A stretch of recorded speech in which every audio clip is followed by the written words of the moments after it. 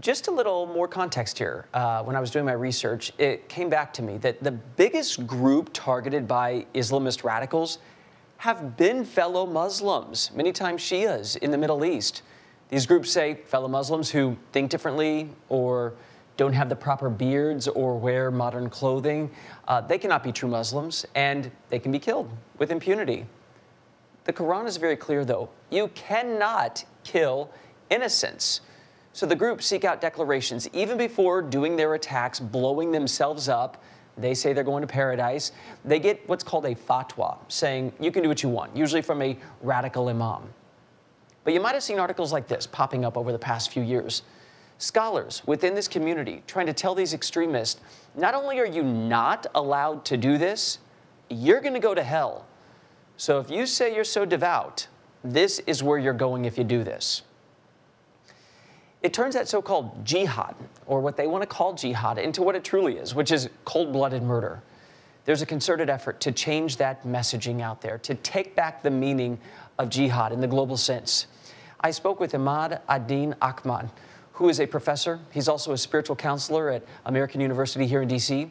He said Islam is not necessarily a pacifist religion, but jihad itself needs to be clarified. Usually it's internal, and says the radicals out there need to be exposed as charlatans. Dr. Ahmad, what is your general understanding of the word jihad?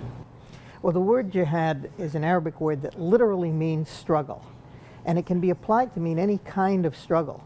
In the Quran, the word is used, or its derivatives are used to refer to many kinds of struggle, including evil struggle against the Prophet or against the religion of Islam. But there's a phrase that occurs in the Quran, jihad fi sabilillah, which means struggle in the path of God. Mm-hmm.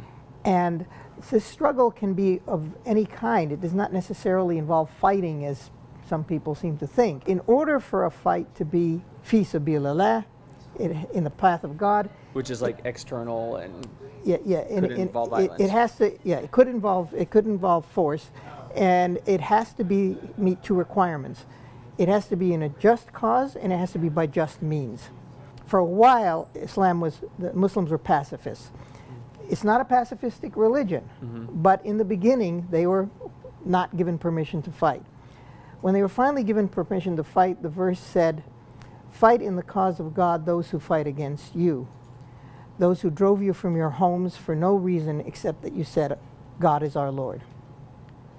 So fighting can only be for a just cause. The warfare in which the terrorists are engaged can't be called jihad fi sabilillah. In fact, there is a word in the Quran that describes what they're doing. It's haraba. Haraba comes from the same root as harb, which means war, but haraba is a diminutive of war. It's a very, very lame, cowardly sort of war where people engage in fighting against, for example, attacking ambulances, attacking civilians, violating the rules of war in Islam. But it also takes away that heroic moniker that they want to say we are doing this in the name of Allah. You know, to switch it up on them, I think, is a good PR move for those who are the majority, the moderates. Well, it's very important for the moderates to condemn those particular actions that violate the Islamic rules of war. Those rules of war were not only developed over the whole history of Islam, but actually, as I say, were specified, some of them were specified specifically by the Prophet in his own day. The danger is that when you have imams and community leaders who don't speak the language, the young people, the native language of the young people. Young Muslims in America speak English. Sure.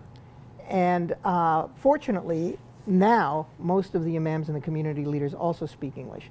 But there's a problem in Britain and in France, where many of the young people have leaders, community leaders that speak Urdu or Arabic, and they speak English or French. I see. And so when they have questions, their community leaders can't answer them well. So instead they go online. And unfortunately, the Harabis are very well organized online, and they make their extremists in general, not just the Harabis, yes, people with very, very antiquated interpretations of the religion. So if you ever hear the word Harabist, I thought that was really interesting to not say jihadist, but say Harabist, which makes them small, not powerful, and not ethical for what they're doing.